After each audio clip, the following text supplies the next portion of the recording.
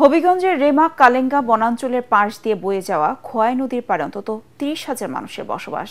বছরের পর বছর ধরে একটি নৌকায় হয়ে উঠেছে এখানকার কয়েকটি গ্রামের বাসিন্দাদের যোগাযোগের একমাত্র ভরসা। দুর্ভোগ কমাতে প্রশাসন ও জনপ্রতিনিধিরা সেতু তৈরির বহু প্রতিশ্রুতি দিলেও কোনো আশার আলো দেখা যায়নি। হবিগঞ্জ প্রতিনিধি আব্দুল হালিমের পাঠানো রিপোর্ট জানাচ্ছেন জাহিদুল আলম। স্কুল, বাজার কিংবা হাসপাতাল প্রয়োজন যাই হোক না কেন, হবিগঞ্জের চুনারুঘাট উপজেলার রেমা কালেঙ্গা বনাঞ্চল ও চা বাগান এলাকার বাসিন্দাদের যোগাযোগের একমাত্র ভরসা এসব ছোট নৌকা।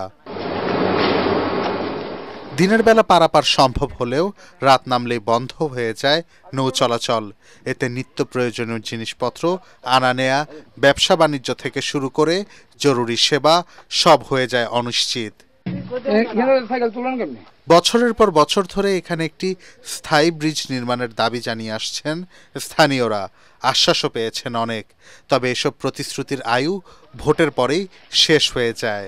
2 থেকে 3,000 মানুষের মতো আমরা এই নৌকা দিয়ে পারাপার করি।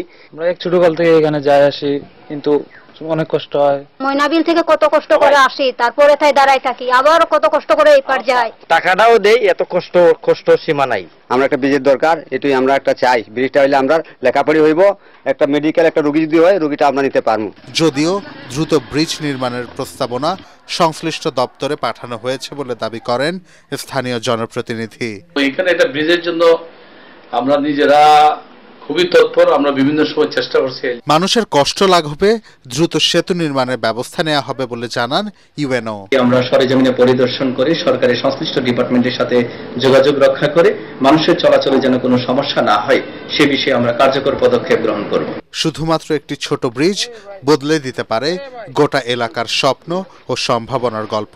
সেই প্রতীক্ষায় রেমা কালেঙ্গা বনাঞ্চল ও চা বাগানের বাসিন্দারা।